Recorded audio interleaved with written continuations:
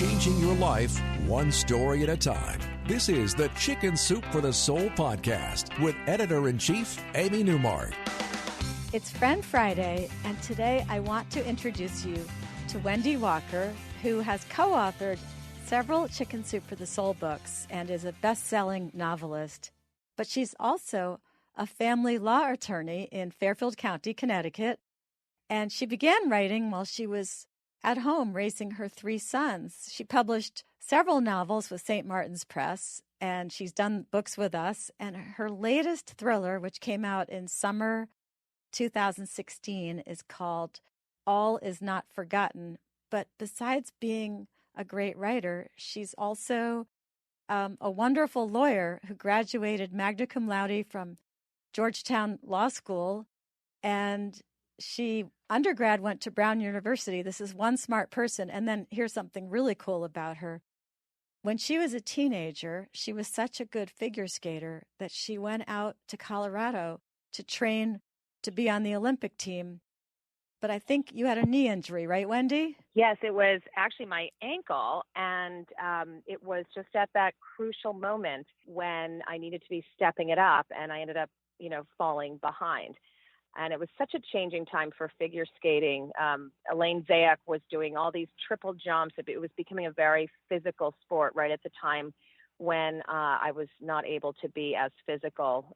It was one of those things, and you move on. Yeah, and I know you're still very involved with figure skating, though, and I know that you work with figure skating in Harlem. You're on the board of directors there. And we published some of those girls. We published them in one of our books, those girls who figure skate in Harlem. Wonderful. Yeah, I actually I've been off the board for a couple of years, but I was the founding chairwoman, and I was on the board for many years. I'm still involved and go to the events, and it's a wonderful, wonderful organization, and it's a great way to still be involved in figure skating. So I want to talk about your book, All Is Not Forgotten. I bought it the day it came out last summer. I bought it from the Apple Store. I bought the ebook, and I have 2 logins on my phone. I bought it with the other login, and then Apple wouldn't let me read it. So I bought it, and then they said, no, you can't read it for 90 days because you've logged in with your other Apple login. So I ended up listening to the audiobook instead, and narrated by Dylan Baker.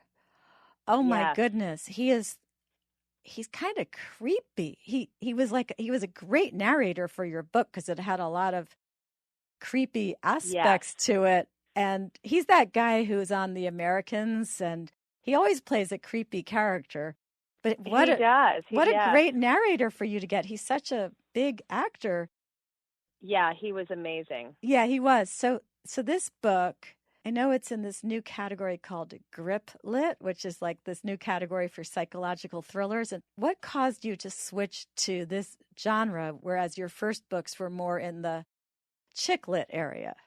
Yeah, so I had been writing for many years, and I initially got published in this sort of women's fiction chick lit space, not quite as funny as chick lit, but not quite as literary as literary fiction. And it was a space that they call women's fiction. And those books didn't really break through. So I was not, I wasn't making a living as a writer. And I went back to practicing law and working and doing the Chicken Soup for the Soul books, which was such a great opportunity. But I went back to practicing law, and then but I just had this feeling that I wasn't quite done trying to make a career as a writer. And so a couple years after I had given up, I found a new agent. I actually wrote a whole other novel in women's fiction and edited it with her for a whole year. And she then said to me, "Look, the space just is not profitable right now, unless you already really have a foothold there." And so I said, well, I have a lot of different stories, and there are many ways to tell stories. So what is the genre and the format that readers are really enjoying? And she said, well, everyone is loving psychological thrillers right now.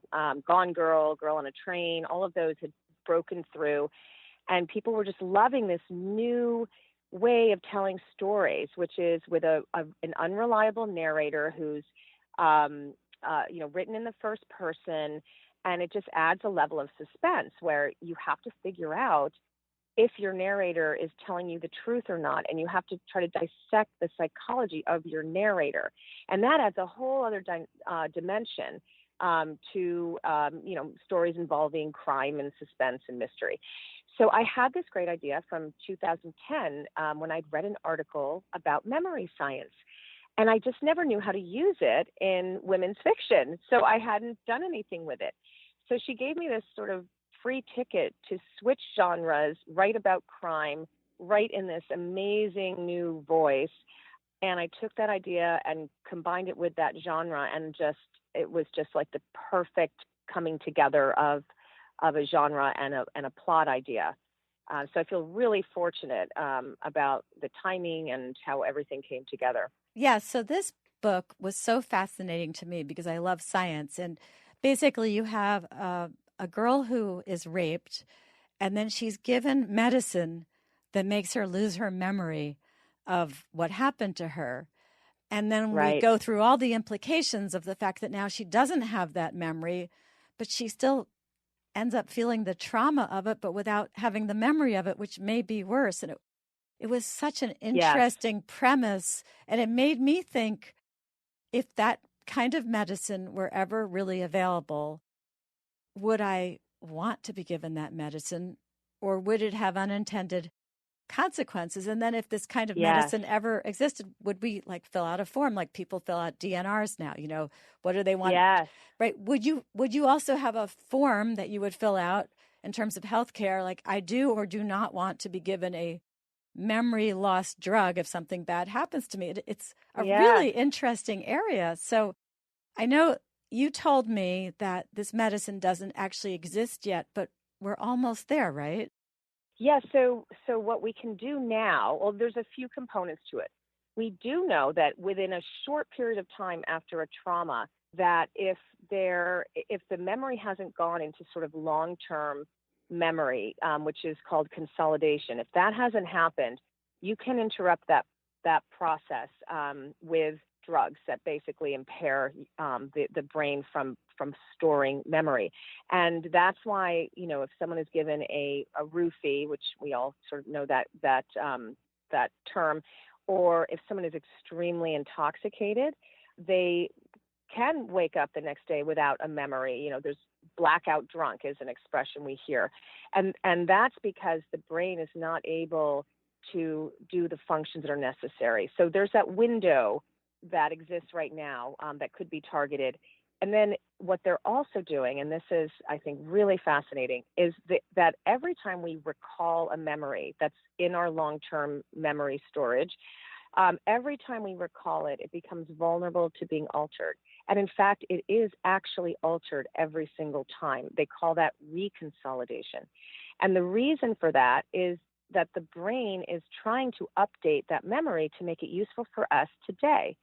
And it's sort of it's a survival mechanism for us to try to make the memories useful and current and not just sort of taking up space in our brain.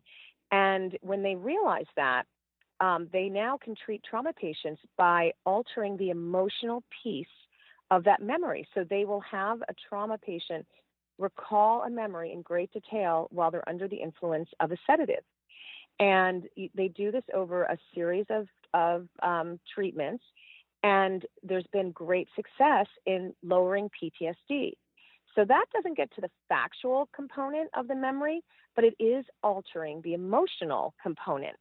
And that's like amazing, to be able to get rid of the anxiety and the PTSD symptoms that come from a trauma. But they also now are working to erase the factual components so that when you recall a memory, they could theoretically give you a drug that impairs the brain's ability to put the memory back in storage. So it's like pulling out that computer file on your, a Word document up on your screen, and then making changes to it, and then something happens and it's gone. It just gets erased before you can put it back on your hard drive. And so they are working towards that. And that's where I thought this was really interesting in the context of crime in particular. Yeah, and the parents had to decide, give the drug to their Yes. daughter and impair her ability to bring the rapist to justice, or give her the drug. And they thought that they were going to be eliminating the emotional harm to her. But in fact, she kept the emotional harm but didn't have the memory anymore. And this goes to, what does it mean to be a survivor of a crime, especially a crime like rape? And I thought it was so fascinating that it goes to the fact that as human beings, we're not just the sum of our factual memories. We have this sense of bodily integrity, of trust, of fairness, of feeling empowered and being heard and having our will listened to and respected. And so we find that even survivors of rape who don't remember what happened to them because they were roofied or they were intoxicated, they still suffer emotional trauma just from knowing that they were raped. And so it goes to our very humanity, I think, as well as the fact that the trauma can still live within us in a sort of visceral, physical way that when the facts are gone can become very debilitating. So those two components, I thought, together really would make a great novel, and that was my launching point for the book. Well, it reminded me of what Michael Crichton used to do, because he would write a novel about, there was always a great plot, but there was also an issue. And I went and saw him speak at, I think, the New Canaan Library in Connecticut one time, and he said that he would come up with an idea, and then by the time the novel was published, that idea would actually be something that was in the current conversation in society, but he didn't know that when he conceived of it originally. At the time, right. And I think that what you did in this book, All Is Not Forgotten, I think you have exposed us to something which is going to become part of the conversation pretty soon. I think it is, absolutely. I mean, they can already target and erase factual memories in rodents and using chemicals that block the brain's ability to refile memory. And it's they are working on it. It's going to be I would say in the next 10 years we are going to be faced with these types of decisions. And of course, as you said, having to make a decision for yourself is one thing, but having to make a decision like that for your child adds a whole other dimension because if we make a mistake in a decision and we live with it, then we live with it. But if we make our child live with the consequences of a decision we've made, that is even more, I think, sort of terrifying for parents. It's going to be great. I wanted to add that component to it as well. It's going to be great when the movie comes out. I was so impressed to read that you sold the movie rights to Reese Witherspoon, and I guess it's going to be a movie through Warner Brothers, right? Yeah, so Warner Brothers actually owns the option for the film, and Reese Witherspoon and her partner are attached as producers, and she has the option to play the mother, Charlotte. So, all of these things have to, they've written the script, so now we're just, they've gone out to directors, and it's all just a piecing together, directors and then the rest of the cast, and then Reese's schedule and all of those things. So, I'm hopefully all of those, the stars will be aligned and all of those things will come together, because I think she would really be wonderful playing the mother of the girl in this book. And she, was just out in Big Little Lies. I thought she was amazing in that, and her ability to play these sort of complex female characters, I think, has added a whole other dimension to her acting, and I'm just incredibly excited. I could not be more pleased. Well, Wendy, thank you so much for joining us today, and thanks everyone for listening to the Chicken Soup for the Soul podcast. Come back Monday. We're going to talk about moms and the sacrifices they make for their kids without their kids even knowing it. If you want to learn more about Wendy Walker, visit her website, wendywalkerbooks.com. Thank you, Wendy. Thank you.